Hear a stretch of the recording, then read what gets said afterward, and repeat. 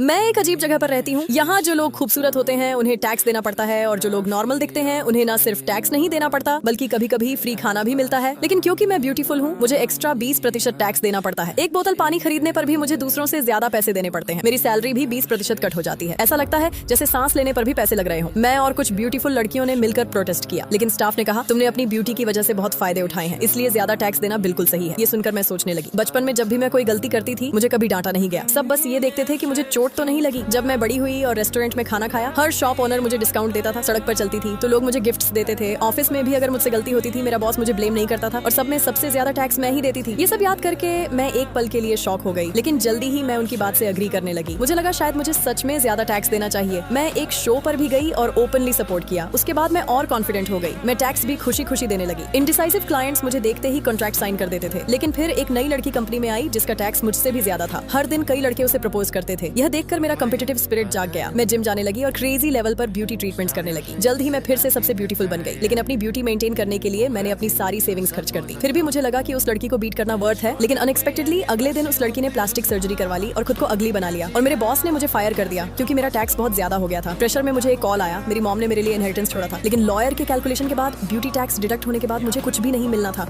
बल्कि मुझे और पैसे देने पड़ते। अगली सुबह मैं अच्छे से रेडी होकर उस स्टाफ मेंबर से मिलने गई। जैसे ही उसने मुझे देखा उसने तुरंत मुझे सारे फीस से एग्जेम्प्ट कर दिया। लेकिन घर आते ही 2 स्टाफ मेंबर्स आ गए। उन्होंने मुझे लॉक कर दिया। ना मुझे अगली बनने दिया, ना और ब्यूटीफुल होने दिया। क्या ब्यूटीफुल होना एक पाप है। 2 साल बाद मुझे रिलीज किया गया। सबसे पहले मैंने आइसक्रीम खरीदी। पेमेंट करते वक्त मैंने आदत से एक्स्ट्रा टैक्स देना चाहा, लेकिन सिस्टम ने कहा मुझे अब टैक्स देने की जरूरत नहीं है। पीछे खड़े लोग भी मुझे अगली कहने लगे। तभी टीवी पर एक एडवर्टाइजमेंट आया। उसमें जो पर्सन था वह अब दुनिया का सबसे ब्यूटीफुल इंसान था। पता चला कि इन 2 सालों में दुनिया के ब्यूटी स्टैंडर्ड्स पूरी तरह बदल गए थे, लगभग पहले के उल्टे। और अब मैं ब्यूटीफुल नहीं रही थी। अब मुझे टैक्स नहीं देना पड़ता था, लेकिन इस बार मुझे बिल्कुल भी खुशी नहीं हुई।